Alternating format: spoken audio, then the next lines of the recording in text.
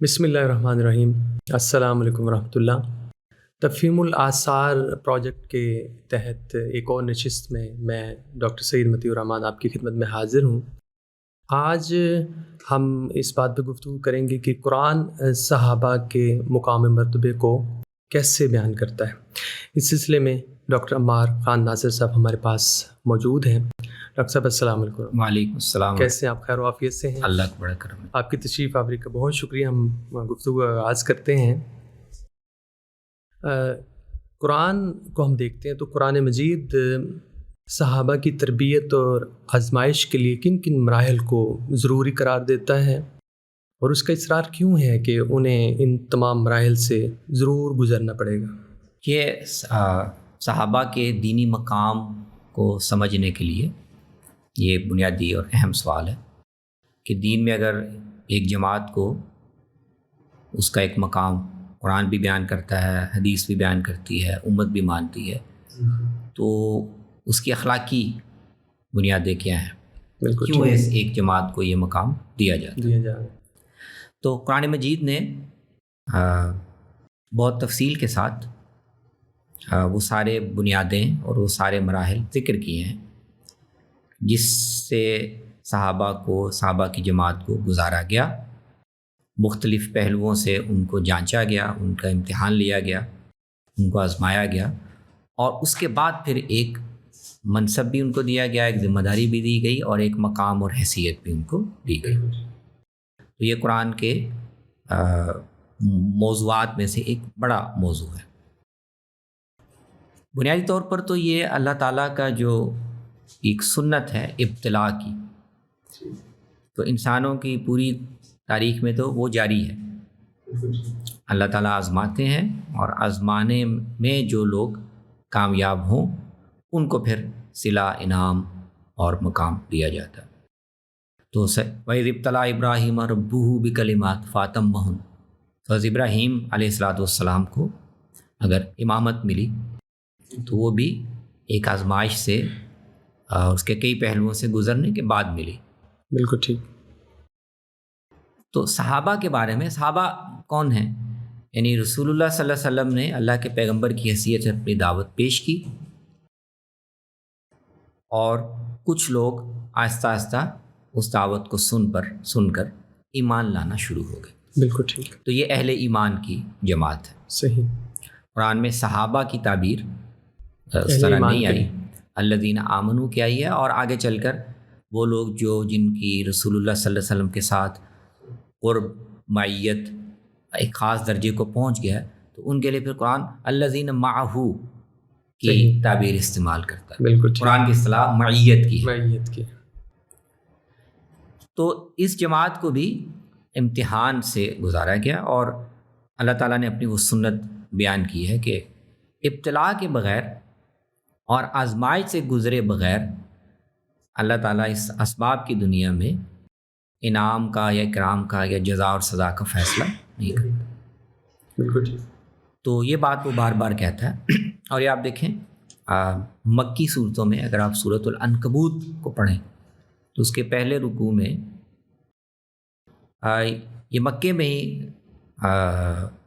نبی صلی اللہ علیہ وسلم کو اور آپ کے ماننے والوں کو یہ بتا دیا گیا کہ جیسے وہ اقبال نے کہا ہے نا کہ یہ شہادت گئے الفت میں قدم رکھنا، کہ رسول اللہ کی دعوت تو تمہیں اچھی لگ رہی ہے، لگ رہا ہے کہ وہ صحیح بات ہے، لیکن یہ جان لینا اور اس کو مان لینا کافی نہیں ہے، کیونکہ اللہ تعالیٰ کو اب اس پیغمبر کے ذریعے سے اپنی سنت کے مطابق ایک دینونت برپا کرنی ہے، دین حق کا غلبہ قائم کرنا ہے، اور وہ اہل ایمان کی ایک جماعت کے ذریعے سے کرنا ہے۔ تو تم اب ایک مشکل امتحان میں ہو، تو تمہیں آزمائش سے بھی گزرنا پڑے گا۔ بالکل ٹھیک۔ صرف مان لینے یا زبان سے کہہ دینا کافی نہیں ہوگا۔ تو بڑی دوسری آیت ہے سورہ عنکبوت کی، احسب الناس ان یترکوا ان یقولوا آمنا وہم لا یفتنون، کیا لوگ سمجھتے ہیں کہ وہ صرف آمنا کہہ دینے سے ان کی جان بخشی ہو جائے گی، یا وہ کامیاب ہو جائیں گے اور آزمایا نہیں جائے گا؟ تو ایسا نہیں ہوگا۔ وَلَقَدْ فَتَنَّا الَّذِينَ مِن قَبْلِهِمْ، ہماری سنت یہ رہی ہے کہ ہم پہلے بھی لوگوں کو آزماتے رہے، فَلَيَعْلَمَنَّ اللَّهُ الَّذِينَ صَدَقُوا وَلَيَعْلَمَنَّ الْكَاذِبِينَ. بالکل ٹھیک. اللہ یہ جاننا چاہتا ہے کہ دعویٰ ایمان میں سچے کون ہیں اور دعویٰ ایمان میں جھوٹے کون ہیں. بالکل ٹھیک. تو یہ بتا کر تو اللہ تعالیٰ نے رسول اللہ پر ایمان لانے والی جماعت کو مختلف مراحل میں 3-4 بڑی آزمائشوں سے گزارا ہے، اور اس میں پھر جو لوگ جس درجے میں کامیاب ہوئے ہیں ان کا پھر ایک مقام اور ان کی حیثیت بیان کی ہے. تو وہ 3-4 مراحل جو قرآن مجید سے ہمیں دکھائی دیتے ہیں، ان میں سے پہلا جو مکے میں تھا وہ تو یہی تھا کہ مخالفت پر، لوگوں کی اذیت پر مستقیم کون رہتے ہیں. استقامت، اذیت ہوگی، لوگ تنگ کریں گے، جسمانی تکلیف بھی دیں گے، بائیکاٹ بھی کریں گے، تو اس پر ثابت قدم رہنا یہ امتحان کا اور آزمائش کا پہلا عمل ہے. تو قرآن یہ کہتا ہے کہ جو اس میں کامیاب نہیں ہوتے اور اذیت سے گھبرا کر پلٹ اٹھتے ہیں تو قرآن کی نظر میں وہ منافقین ہیں. تو مکے میں بھی وہ لوگ جنہوں نے ایمان کا دعویٰ تو کیا لیکن سختیوں اور آزمائشوں پر پابر جا نہیں رہ سکے، پلٹ گئے، تو قرآن ان کو بھی منافقین کی کیٹیگری میں رکھتا ہے. بالکل ٹھیک. پھر اس کے بعد دوسرا مرحلہ آیا جب اس کے مواقع پیدا ہو گئے کہ مسلمان اپنا گھر بار چھوڑ کر اپنے ایمان کو بچانے کے لیے کہیں چلے جائیں. بالکل ٹھیک. تو پھر ہجرت اس امتحان اور اس آزمائش کا، یا آپ تربیت کہہ لیں، اس کا ایک بڑا اہم معیار بن گیا کہ اب ہجرت کرنا فرض ہو گیا. اور جو لوگ استطاعت رکھتے ہوئے، موقع ہوتے ہوئے بھی ہجرت نہ کریں، معذور بھی نہ ہوں، تو وہ خدا کی نظر میں مجرم ہیں. ان سے پوچھا جائے گا کہ کیا اللہ کی زمین وسیع نہیں تھی؟ کیا تمہارے پاس نکلنے کا موقع نہیں؟ تو پھر کیوں ہجرت نہیں کی؟ ایسے. تو آزمائش کا ایک دوسرا بڑا اہم مرحلہ ہجرت تھا. تو اسی لیے پھر قرآن مجید مہاجرین کا، والذین ہاجروا فی اللہ، ان کا پھر ایک خاص مرتبہ، مقام، امتیاز کے ساتھ اور ایک خاص تحسین کے ساتھ ان کا ذکر کرتا ہے کہ انہوں نے گویا یہ عمل کر کے ثابت کر دیا کہ ہم اپنے دعویٰ ایمان میں سچے ہیں. بالکل ٹھیک. ہجرت کے بعد پھر ایک نئی آزمائش مہاجرین پر بھی ڈالی گئی، اور جنہوں نے ان کو پناہ دی، انصار، وہ یہ ہے کہ اب اللہ کی راہ میں جان اور مال کے ساتھ جہاد کرنا.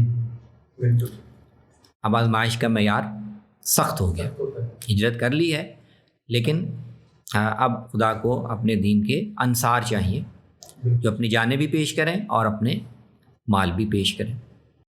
تو یہ لوگ جو ہجرت کے بعد جہاد کے لیے تیار ہوئے، جانیں بھی پیش کی، مال بھی پیش کیے، رسول اللہ کے ساتھ غزوات میں شریک ہوئے، تو اب یہ اس میں بھی جو لوگ کامیاب ہو گئے، اب ان کا مقام، ان کا اسٹیٹس خدا کی سنت کے مطابق نمایاں ہوتا جا رہا ہے. بالکل ٹھیک. بالکل ٹھیک. اور پھر بالکل آخر میں آ کے آپ کو ایک اور بھی دکھائی دیتی ہے، اور وہ ہے برات. یعنی جب یہ جہاد اور قتال کا عمل ایک خاص عمل کو، مرحلے کو پہنچ گیا، اور اس کے بعد ایک فیصلہ کن انداز میں یہ طے کیا گیا کہ اب جو خالص اہل ایمان ہیں، مخلص اہل ایمان ہیں، وہ بالکل اپنے عمل اور رویے سے ممتاز ہو کر، الگ ہو کر ایک طرف ہو جائیں، اور ان کے جو بھی تعلقات، چاہے وہ خاندانی تعلقات ہیں، رشتے کے تعلقات ہیں، یا ایک ماحول میں رہتے ہوئے سماجی تعلقات ہیں، جی، اور ان یہ تعلقات کسی بھی حوالے سے جو دین کا مقصود ہے اس میں آڑے آ رہے ہیں، بالکل ٹھیک، تو اب ان تعلقات سے بھی برات کا اعلان کریں. تو اپنے رشتہ داروں سے، ایسے والدین سے، ازواج سے، بچوں سے جو دینی ذمہ داری کو پورا کرنے میں رکاوٹ بننا چاہ رہے ہیں، تو ان سے برات اور ان سے قطع تعلق بھی مطلوب ہے. مدینہ میں یہود اور انصار کے گروہوں کے ساتھ پرانے روابط تھے، تو اب ان کے ساتھ بھی ایک فاصلہ قائم کرنا، ان کو مسلمانوں کے معاملات میں شریک نہ کرنا، ان کو رازدان نہ بنانا، ان کو اپنے دشمن کے طور پر دیکھنا، کیونکہ وہ خدا کے دین کے دشمن ہیں. بالکل ٹھیک. یہ بھی ایک مشکل مرحلہ تھا، تو قرآن کو اس پر بھی وقتاً فوقتاً توجہ دلانا پڑی. تو یہ 3-4 بڑے اہم مرحلے تھے جن سے صحابہ کو گزارا گیا، اور اس کے بعد پھر جن لوگوں نے استقامت بھی دکھائی، ہجرت بھی کی، جہاد بھی کیا، جانیں بھی پیش کیں، آنے والوں کو پناہ اور ٹھکانہ بھی دیا، پھر اس کے بعد ہر رشتہ اور تعلق کو بھی ایک طرف رکھ دیا تاکہ ہم یکسو ہو کر خدا کے دین کی خدمت کریں۔ تو یہ وہ جماعت ہے جس کو پھر قرآن یہ اعزاز دیتا ہے کہ اولئک هم المؤمنون حقا۔ کا بالکل ٹھیک، بالکل ٹھیک۔ تو یہ خلاصہ میں نے آپ کے سامنے بہت اچھا۔ یہ جو آپ نے بڑی خوبصورت پکچر پیش کی کہ قرآن کیسے کیسے انہیں آزماتا رہا ہے، اب وہ سارے جو آزمائش میں پورے اتر گئے، اس تربیت کی مرحلوں سے گزر گئے اور ایک امتحان کی بھٹی سے گزر گئے، تو پھر اب قرآن اس کامیاب جماعت کو بشارتیں کیا کیا دیتا ہے؟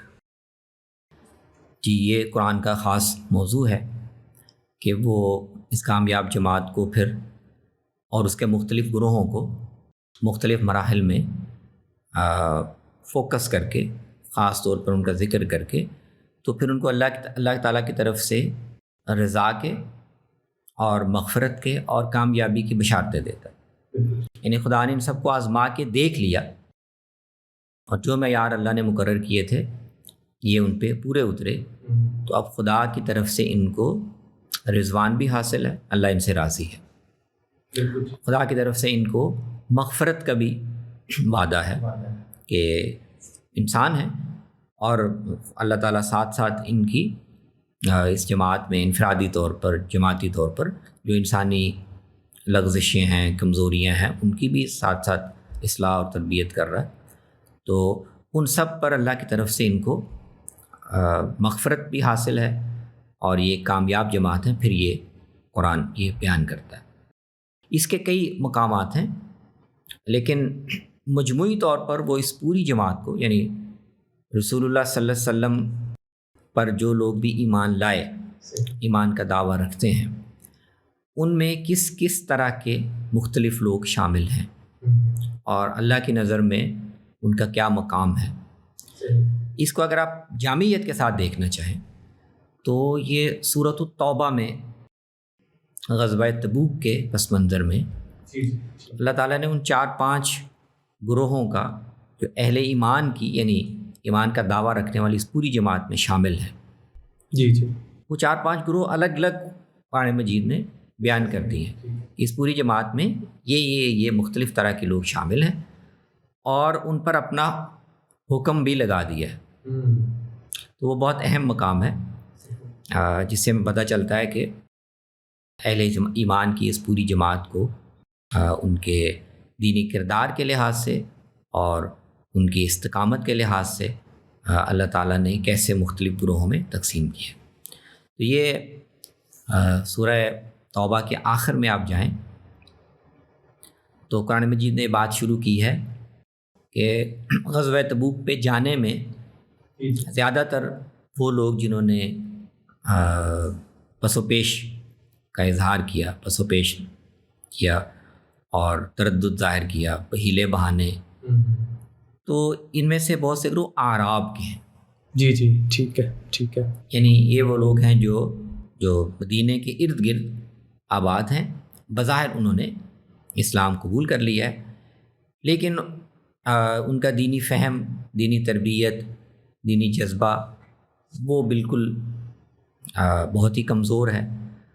تو اعراب کا ذکر قرآن مجید اور جگہوں پر کرتا ہے، اور اسی طرح کرتا ہے کہ یہ اعراب اس پہلو سے ہیں کہ ان کو رسول اللہ کے ساتھ رہ کر تعلیم تربیت پانے کا موقع نہیں ملا، تو یہ آمنا کہہ کر آ تو گئے ہیں، لیکن اللہ تعالیٰ یہ کہتے ہیں کہ تم ابھی یہ کہو کہ اسلمنا، جی ٹھیک ہے نا، ابھی آمنا نہ کہو، ظاہری طور پر تم آگے ہو لیکن ابھی تم تقاضے پورے کرنے کے قابل نہیں ہوئے۔ تو ایک گروہ تو یہ ہے اعراب کا، بالکل ٹھیک ہے۔ اور اس میں قرآن یہ کہتا ہے کہ یہ ان میں بہت ایسے لوگ بھی ہیں جو بظاہر کلمہ پڑھنے کے باوجود اصل میں وہ کفر اور نفاق کے ہی زیادہ قریب ہیں۔ صحیح۔ لیکن ان میں ایسے لوگ بھی ہیں جو ایمان کے قریب ہیں اور بالکل اللہ کی رضا حاصل کرنا چاہتے ہیں، ایسے لوگ بھی ہیں۔ پھر اس کے بعد اللہ تعالیٰ جو کامیاب ترین جماعت ہے اس پورے گروہ میں، اس کے پھر اوصاف کے ساتھ ذکر کرتا ہے کہ کامیاب ترین جماعت جس سے اللہ سب سے زیادہ خوش ہے اور راضی ہے اور اس کو پروانہ ایک دے رہا ہے، وہ ہے السابقون الاولون من المہاجرین والانصار والذین اتبعوہم بإحسان، یعنی جو ہجرت کر کے مکے کے وہ مسلمان جنہوں نے بالکل ابتدا میں اسلام قبول کیا، ساری آزمائشیں برداشت کی، ہجرت بھی کی، پھر یہاں آ کے جہاد بھی کیا، اور پھر وہ لوگ جنہوں نے اس مہاجر گروہ کو کسی دنیاوی غرض کے بغیر صرف نصرت دین کی جذبے سے پناہ دی، نصرت کی، ان کو ٹھکانہ دیا وہ، اور اس کے بعد ان کے بعد جو لوگ بھی اس دین میں داخل ہوئے لیکن انہوں نے بھی اپنے کردار کو بِإِحسان یعنی بہترین معیار پہ قائم رکھا ہے۔ تو ان تینوں گروہوں کو تو اللہ تعالیٰ کہتا ہے کہ رضی اللہ عنہم، ان سے اللہ راضی ہے، یہ اللہ سے راضی ہے، ان کے لیے جنتیں تیار ہیں، اور وذالک الفوز العظیم، کامیاب ترین لوگ۔ پھر قرآن ذکر کرتا ہے کہ مدینے میں اور اس کے ارد گرد ایک اور گروہ بھی ہے جو بظاہر اہل ایمان کی جماعت میں شامل ہے، لیکن اللہ کو پتہ ہے کہ وہ منافق ہے، دل سے مومن نہیں ہے، ٹھیک ہے نا۔ ومن اہل المدینۃ وممن حولکم، یہ منافقون ہیں، لا تعلمہم نحن نعلمہم، وہ ہمیں پتہ ہے، آپ کو بھی سب کا نہیں پتہ نہیں۔ تو اس کے بارے میں اللہ ایک الگ حکم بیان کرتا ہے کہ ان کے نفاق کا پردہ اللہ چاک بھی کرے گا، دنیا میں بھی ان کو سزا دے گا، آخرت میں بھی سزا دے گا۔ پھر ایک اور جماعت کا ذکر کرتا ہے کہ مسلمانوں میں ایک اور گروہ بھی ہے جو نہ تو اعراب کی طرح ہے، یعنی دینی کردار میں بالکل ہی کمزور، نہ وہ منافق ہے، جی جی بالکل ٹھیک، نہ وہ سابقون الاولون اور انصار کے معیار پر ہے، لیکن وہ ہے مخلص مسلمان۔ ٹھیک ٹھیک۔ تو اللہ ان کا بھی ذکر کرتا ہے، وہ کہتا ہے کہ اور لوگ بھی ہیں کچھ اور کہ جنہوں نے مومن ہیں، اپنے ایمان میں سچے ہیں، لیکن ایمان پر عمل کے تقاضوں میں وہ اس معیار کے نہیں ہیں جیسے سابقون اولون اور یہ ہیں، ان کے ہاں گناہ اور نیکیاں ملی جلی ہیں، خلطوا عملا صالحا وآخر سیئا، تو ان کو اللہ یہ امید دلاتا ہے، یعنی ان کو وعدہ نہیں کرتا سابقین کی طرح، عسى اللہ ان يتوب علیہم، ان کے اچھے اعمال کی وجہ سے اور ان کے اخلاص کی وجہ سے توقع ہے، امید ہے کہ اللہ تعالیٰ ان کو، اور پھر رسول اللہ صلی اللہ علیہ وسلم سے بھی کہتا ہے کہ ان کی تربیت اور تزکیہ کے لیے ان سے صدقات بھی لو، ان کے لیے استغفار بھی کرو۔ تو یہ 3-4 گروہ ہیں جن کو قرآن بہت یعنی وضاحت سے ان کا امتیاز بیان کرتا ہے۔ تو اور یہ سارا جو فرق مراتب ہے وہ آپ دیکھ لیں کہ اصل میں اسی معیار کے مطابق ہے، زبان سے کہہ دینے کے بعد اب جو اس کے عملی تقاضے ہیں وہ پورا کرنے کے لیے کون سا گروہ کتنا آگے بڑھا۔ بالکل ٹھیک۔ بشارتوں کا ذکر ہم کر رہے تھے، تو اقتدار کی بشارت بھی اللہ تعالیٰ نے کہا ہے ان کے لیے، تو یہ جو بشارتیں ہیں اور یہ اقتدار کی فار ایگزامپل، یہ ان کے ساتھ خاص ہیں یا قیامت تک کے لیے یہ میدان کھلا ہے، یا صحابہ کی جماعت کے ساتھ ہی قرآن یہ کچھ بشارتوں کو خاص کر رہا ہے؟ جیسے بھی ہم نے پڑھا کہ اس تربیت کے مرحلے سے جب گزرے تو اللہ نے ان کے انعام کے طور پہ کچھ بشارتیں ان کامیاب گروہ کو دی تھیں۔ جی، وہ بشارتوں کا ایک وہ دوسرا پہلو ہے، یعنی اصل تو اللہ کا وعدہ اور رضوان ہے، تو قرآن یہ کہتا ہے کہ اصل تو یہ ہے، ٹھیک ہے نا، اور لیکن ساتھ یہ کہتا ہے کہ وَأُخْرَى تُحِبُّونَهَا نصر من اللہ وفتح قریب، اللہ نے اس انعام کے یا ان بشارتوں کے کچھ حصے دنیا میں بھی رکھے ہیں، اور وہ مسلمانوں کو فتح کی صورت میں اور اقتدار کی صورت میں ملیں گے۔ تو یہ جو اقتدار اور استخلاف کا وعدہ ہے کہ یہ جماعت جو اس وجہ سے گھروں سے نکالی گئی، الذین اخرجوا من دیارہم بغیر حق الا ان یقولوا ربنا اللہ، تو اللہ اس کا صلہ ان کو دے گا کہ وہ اسی زمین میں جہاں سے ان کو نکالا گیا، جہاں وہ تھوڑے سے تھے، مستضعفون فی الارض سے، جہاں ان کو اپنی جان کے لالے پڑے رہتے تھے، تو وہ اسی زمین پر ان کو اقتدار دے گا، بالکل ٹھیک، ان کے دین کو اتنا مستحکم اور متمکن کر دے گا کہ انہیں کوئی خوف نہیں ہوگا. یعبدوننی لا یشرکون بی شیئا، کسی خوف کے بغیر وہ ایک خدا کی عبادت کریں گے، شرک نہیں کریں گے. تو یہ تو ظاہر ہے یہ اقتدار کا وعدہ. تو یہی جماعت جو اصل میں مکہ سے حضور کے ساتھ کھڑی ہوئی، ہجرت کی، جہاد کیا، سارے مراحل سے گزری، تو اصلاً تو وہ اس جماعت کو صلے کے طور پر یہ وعدہ کیا گیا، اصلاً تو اس کے لیے ہے. البتہ جب انہوں نے ایک اقتدار اور خلافت قائم کر دی، استحکام حاصل ہو گیا، ظاہر ہے وہ ایسا تو نہیں کہ وہ جماعت ختم ہوئی تو وہ دنیا سے اقتدار بھی ختم ہو جائے گا. تو اصل میں تو انعام ان کو ملا، صلہ ان کو ملا. اب ان کے جو اخلاف ہیں وہ بھی اپنی دینی ذمہ داری کے لحاظ سے اور اپنی لیاقت کے لحاظ سے وہ اقتدار ان کو بھی منتقل ہوا. لیکن جیسے جیسے دینی کردار میں عزم حلال آتا گیا، خرابیاں آتی گئی، تو ظاہر ہے اس کے ساتھ ساتھ وہ جو اقتدار ہے اس نے بھی ایک وقت پہ جا کے ختم ہو جانا تھا. بالکل ٹھیک. اس ساری تربیت کے مرحلے میں منافقین ایک اہم گروہ ہے، خاص طور پہ مدینے میں، اور ہم دیکھتے ہیں کہ قرآن مجید بہت ذکر کرتا ہے، جیسے ابھی آپ نے بھی بہت ساری چیزوں کی طرف توجہ دلائی، اور قرآن بلکہ ایک جگہ کہتا ہے کہ ہم ان کا پردہ بھی چاک کریں گے. لیکن پریکٹیکلی ہم دیکھتے ہیں کہ قرآن میں اور نبی صلی اللہ علیہ وسلم کے ہاں ایسا کلیئر کٹ اقدام نظر نہیں آتا کہ جس کے نتیجے میں آپ بالکل منافقین کو الگ کر دیں. یہ جو جماعت ہے جس کی بڑی اہمیت ہے، ابھی ہم اسی پہ گفتگو کر رہے تھے، اور ان کے آثار نے دین کے دائرے میں ایک بڑی اہمیت حاصل کرنی تھی، اور اگلی نسلوں کے لیے بھی یہ جماعت بڑی اہم تھی. تو اس کا انتظام کیوں نہیں کیا گیا کہ منافقین کو الگ کر دیا جائے؟ ایک رسک لیا گیا ہے کہ وہ منافقین اندر ہی موجود ہیں، یہ دین کی تفہیم کو بھی نقصان پہنچا سکتے ہیں، اور خود اصحاب کی شخصیت کے حوالے سے بھی بہت سارے سوالات پیدا کر سکتے ہیں. تو ایسا اقدام ہمیں نظر نہیں آتا پریکٹیکلی. یہ بہت درست سوال ہے، اچھا سوال ہے. بلکہ اس کو اگر آپ یہ دیکھیں کہ نبی صلی اللہ علیہ وسلم کی وفات کے موقع پر یہی سوال بہت سے صحابہ کے لیے، خاص طور پہ سیدنا عمر کے لیے ایک خلجان کا موجب بنا کہ رسول اللہ صلی اللہ علیہ وسلم کے ذمہ جو کام تھا، تو قرآن کے بیانات سے ایسا لگ رہا ہے بظاہر کہ منافقین کو جیسے کفار کے پر اتمام حجت کر کے اور برات کر کے متعین کر دیا گیا کہ ان کے خلاف جہاد کرنا ہے، تو اس طرح منافقین کے خلاف بھی جہاد کا حکم قرآن نے دیا ہوا ہے. لیکن ظاہر ہے اس سے پہلے ان کو مسلمانوں کی جماعت سے الگ ہونا ضروری ہے، وہ ممتاز ہو جائیں اور پھر ان کے خلاف جہاد کیا جائے. تو یہ کام بھی رسول اللہ صلی اللہ علیہ وسلم نے کر کے دنیا سے تشریف لے جانا تھا. یہ چونکہ ابھی نہیں ہوا، اس لیے شاید ابھی آپ کی وفات نہیں ہوئی.